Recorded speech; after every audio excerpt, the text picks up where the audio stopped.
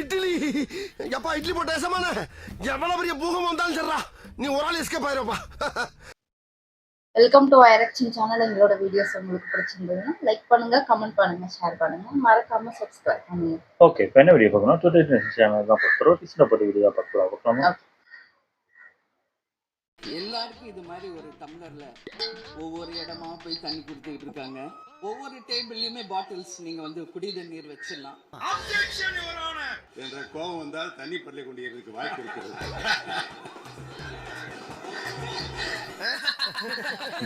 இப்போ தண்ணி பாட்டில் தான் வீசணும்னு கிடையாது, டம்ளர்ல கூட வீசி அடிக்கலாம்.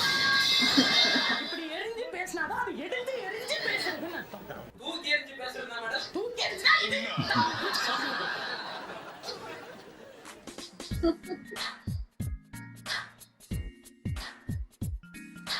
கண்ணுக்கு அழகு இமை, விண்ணுக்கு அழகு மழை, மண்ணுக்கு அழகு மரம், சொல்லுக்கு அழகு தமிழ், தலைமைக்கு அழகு எங்கள் முதல்வர் தான் என்று மக்கள் நினைக்கும் முதல்வருக்கு என் பிறந்த நாள் வாழ்த்துக்கள். இன்னைக்கு எனக்கு பிறந்த நாள், ஆசீர்வாதம் வாங்கிட்டு போலாம் வந்தேன். இப்போது தொழிலாளர் நலத்துறை அமைச்சர் 21/6/2026 அன்று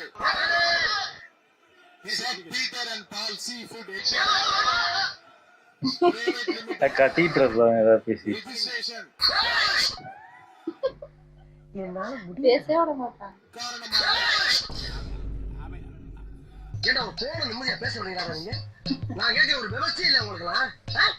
உறுப்பினர்கள் அமருங்கள், உறுப்பினர்கள் அமருங்கள், உறுப்பினர்கள் அமருங்கள். அந்த ரெண்டு பேர் ஹலோ ஜிபிஎஸ்டி நினைக்கிறேன்.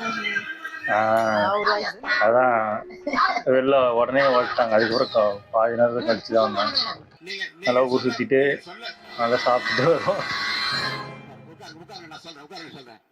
பசிச்சிருக்கோம், சாப்பிட்டு வந்துடுவோம் அப்படின்னு சண்டை போட்டு போய் சாப்பிட்டு வந்தாங்க. ஆரம்பிக்கும் போதே ஓடிட்டாங்க. பேசுங்க நீங்க உட்கார்ந்தீங்கன்னா தான் நான் பேச முடியும். உட்காருங்க, எல்லாரும் உட்காருங்க.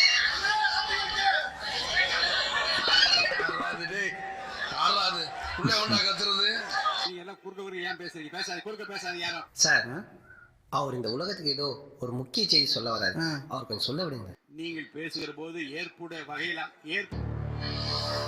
பேசும்போதே குறுக்க பேசுங்க.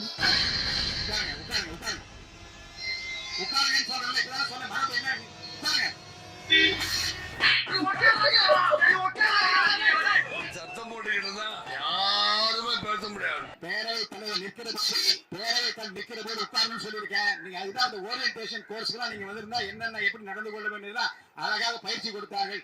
பேரவை நிற்கிறது உட்கார்ந்து நல்லா குற்றாலத்தில் இருக்க வேண்டியதா இங்க வந்து ஏன் அவசரம் வாங்குவீங்களா? அமைதியா வேலை பார்த்தா அப்புறம் செஞ்சா உட்காருங்க. வர்ற கோபத்துல வாய்ஸ் பார்க்காத யாராச்சும் மரியாதை இல்லாம சொல்லிடுவா, அப்புறம் வருத்தப்படுவீங்க. சத்தம் போடக்கூடாது, சத்தம் போடக்கூடாது. இப்போ பேசுறதுக்கு ஒன்றும் இல்லைனா இதான் பண்ணுவாங்க, தண்ணி களைச்சு விட்டு ஓடி. தற்போது நேரடியாக ஒளிபரப்பு செய்யப்படுவதால் பேரவையில் உள்ள உறுப்பினர்கள் மிகுந்த கவனத்துடனும் ஒருத்தர் பண்ணாரு கேட்டுக்கொள்கிறேன். எல்லா கேமராவும் ஓடிக்கிட்டு, ஆமா எல்லாம் தான் ஓடுது. இருந்தால் கடந்த வெள்ளிக்கிழமை அன்று பேரவையில் சில உறுப்பினர்கள் அவையில் உள்ள மற்ற உறுப்பினர்கள் மற்றும் சைகை மொழிகள் பேசியவை அவர் போனபோது பயங்கரமா இருந்துச்சு. சமூக வலைதளங்களில் ஊடகங்களிலும் வேகமாக பரவி வருகிறது.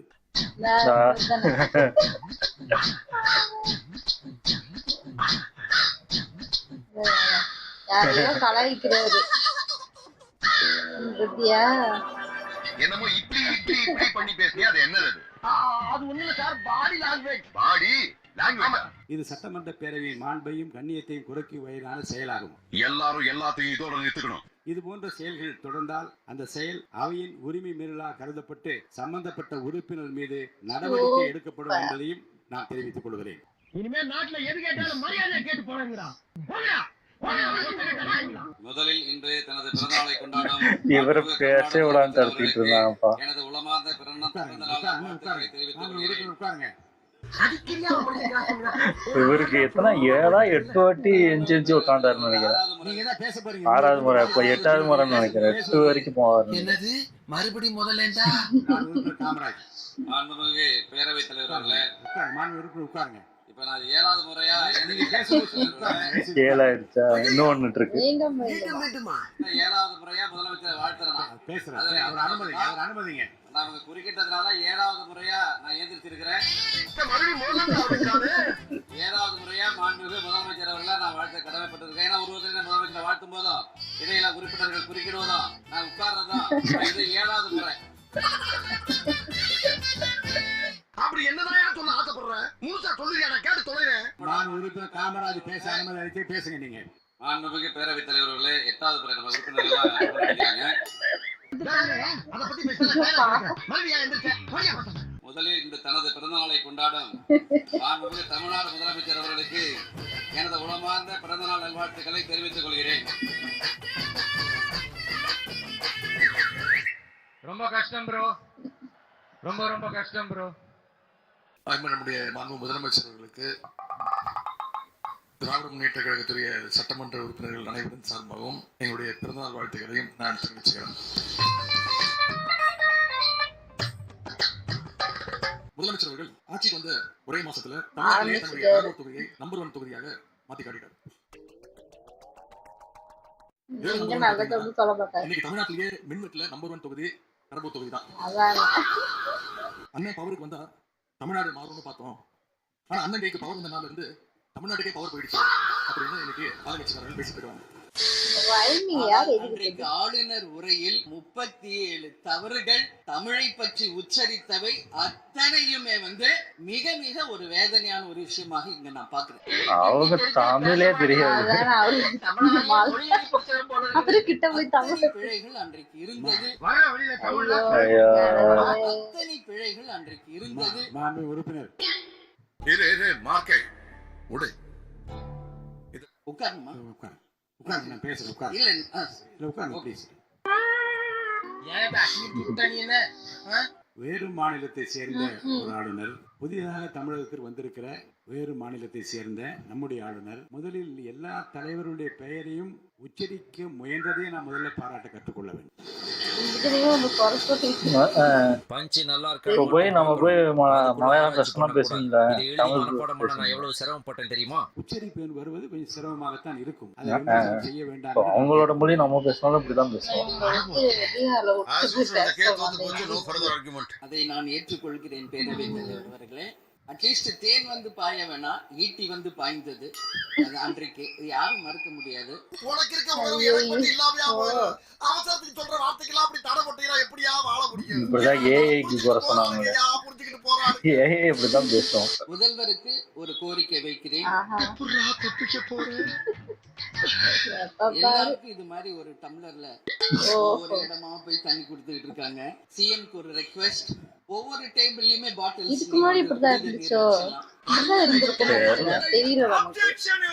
பார்த்தாதான் தெரியும். அந்நியார் ஒரு நல்ல கருத்தை சொல்லியிருக்கிறார்கள். அந்த கருத்து ஏற்புடையது அல்ல என்பதை நான் தெரிவித்துக் கொள்ள கடமைப்படுகிறேன். என்ற கோபம் வந்தால் தண்ணி பல்லை கொண்டு ஏறதுக்கு வாய்ப்பு இருக்கிறது.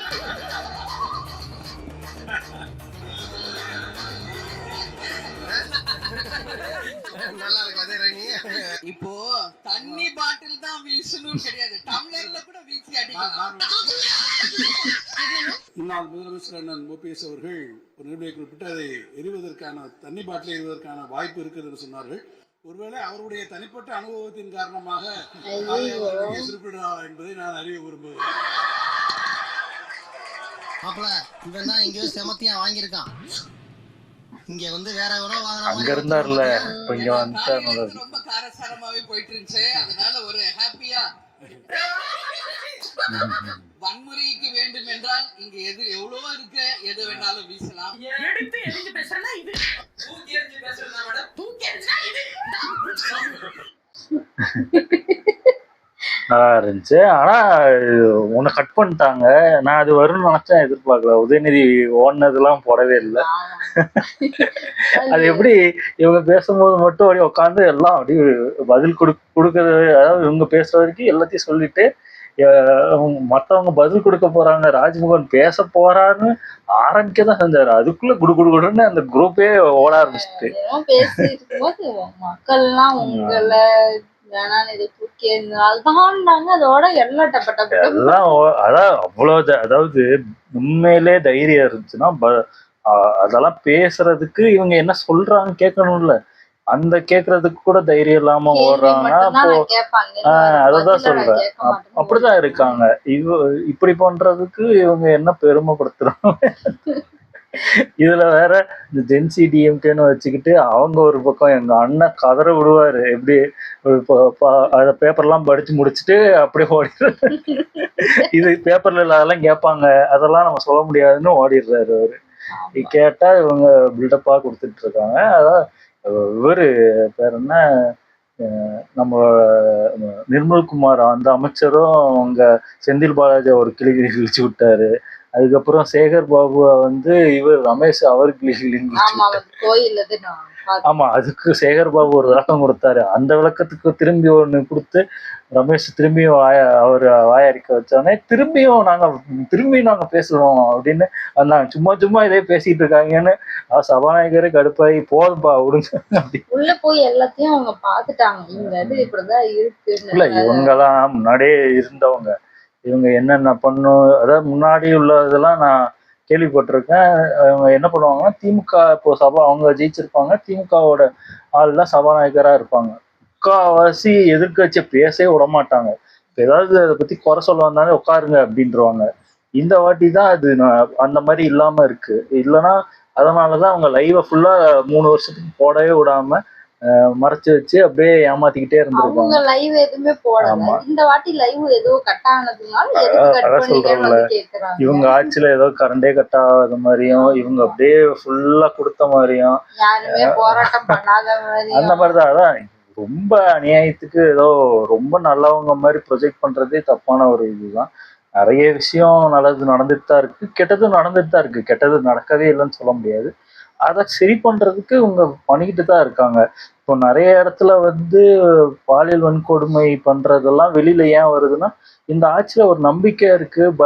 பயப்படாம எல்லாரும் அதை வெளியில வந்து சொல்றதுக்கு தைரியம் வருது. போன வாட்டிலாம் அது அந்த அந்த தைரியமே இல்லாம பயந்து நிறைய பேர் ஒரு கட்சியை பார்த்து எதிர்த்து பேசுறதுக்கே பயப்படுவாங்க. இப்பெல்லாம் அந்த மாதிரி இல்லை.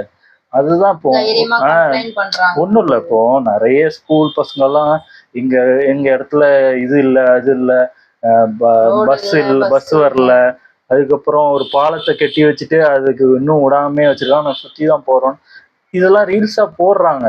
ஏன் இதுக்கு முன்னாடி 5 வருஷத்துக்கு முன்னாடிலாம் ரீல்ஸ்ன்னு ஒண்ணு இல்லவே இல்லையா? இல்லை இவங்க அதை வீடியோவா போடவே மாட்டாங்களா?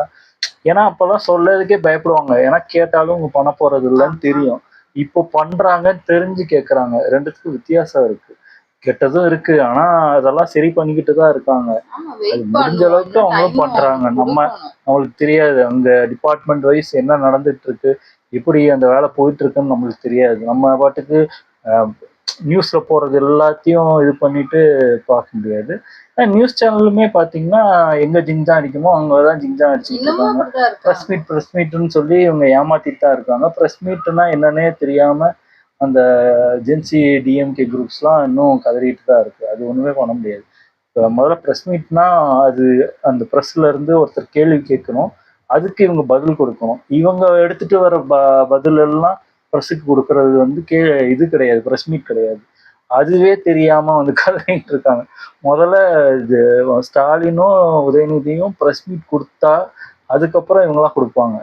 இவங்க வந்துக்கிட்டு ஆன்சரை வச்சுக்கிட்டு இவங்க கேட்காத கேள்விக்கெல்லாம் அவங்க ஆன்சர் கொடுத்துட்டு அதெல்லாம் ப்ரெஸ் மீட்டுன்னு சொல்லி ஏமாத்திட்டு இருக்காங்க. இன்னும் நினைச்சிக்கிட்டு இருக்காங்க இன்னும் ஏமாறுவாங்க.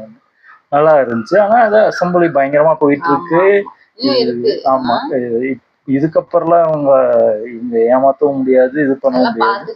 எல்லாரும் பார்த்துட்டு தான் இருக்காங்க, என்னென்ன பிஹேவியர் பண்றாங்க, என்னென்ன பேசுறாங்க, எல்லாரும் பார்த்துட்டு தான் இருக்காங்க.